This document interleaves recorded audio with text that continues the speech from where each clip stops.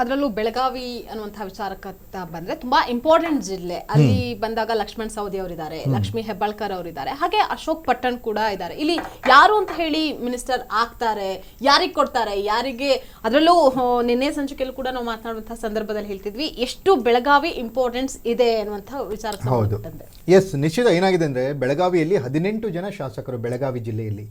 ಬೆಂಗಳೂರಿನಲ್ಲಿ 28 ಜನ ಶಾಸಕರಿದ್ದಾರಲ್ಲ, ಅದೇ ರೀತಿ ಎರಡನೇ ಅತಿ ದೊಡ್ಡ ಜಿಲ್ಲೆ ಅಂದರೆ ಬೆಳಗಾವಿ, ಅಲ್ಲಿ 18 ಜನ ಶಾಸಕರಿದ್ದಾರೆ.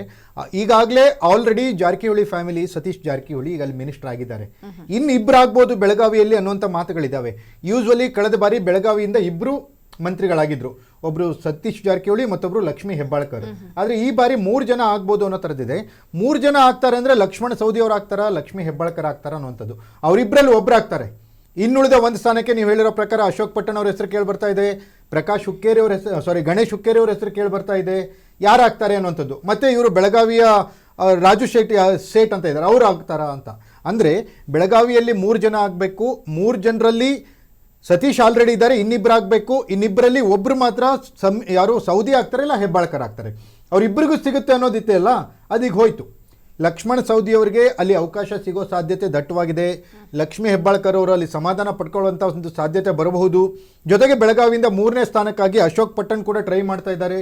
ಅಶೋಕ್ ಪಟ್ಟಣ್ ಕೂಡ ಲಿಂಗಾಯತರಾಗಿರೋದ್ರಿಂದ ಲಿಂಗಾಯತರಿಗೆ ಎಷ್ಟು ಜನರಿಗೆ ಕೊಡ್ತಾರೆ ಅನ್ನೋದು ಲೆಕ್ಕಾಚಾರ ನಡೆಯುತ್ತೆ. ಹಾಗಾಗಿ ಲಕ್ಷ್ಮಣ್ ಸವದಿ ಅಲ್ಲಿ ಸಂಪುಟ ಸೇರೋದು ಪಕ್ಕಾ ಅನ್ನುವಂಥ ವಾತಾವರಣ ಈಗ ನಿರ್ಮಾಣ ಆಗ್ತಾ ಇದೆ. ನಿಶ್ಚಿತ.